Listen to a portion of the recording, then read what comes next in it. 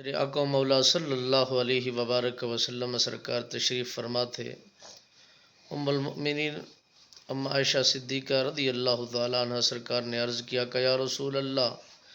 صلی اللہ علیہ وسلم، جب میں آسمان کی بلندیوں کو دیکھتی ہوں اور آسمان پر چمکتے ہوئے ستاروں کو دیکھتی ہوں،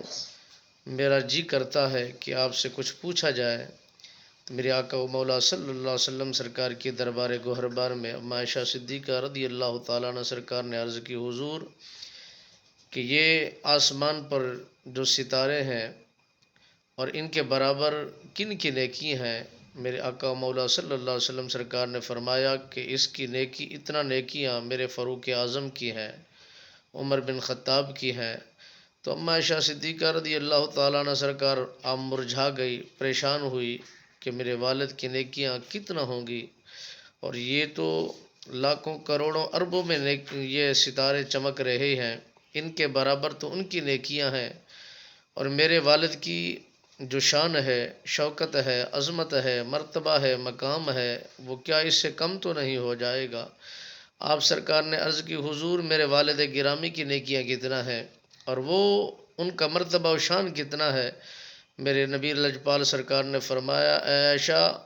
فاروق اعظم سرکار کی ساری زندگی کی نیکیاں ایک طرف، آپ کے والد گرامی میرے غلام صدیق اکبر کی ایک نیکی ایک طرف،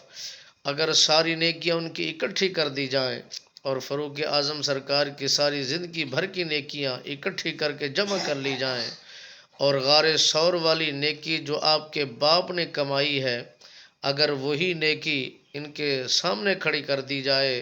تو وہ سب نیکیوں پر سبقت لے جائے گی۔ ان کا مقام، ان کا رتبہ مالک بے نیاز نے اتنا بلند فرمایا ہے، دنیا کے اندر ہر کسی کا، جس نے مجھ پر احسان کیا تو میں نے ہر کسی کا احسان چکا دیا ہے، سوائے صدیق اکبر کے، ان کا احسان باقی ہے، مجھ پر قرض ہے، قیامت کی صبح ان کا قرض اتار دیا جائے گا اور ان کو راضی کر دکھایا جائے گا۔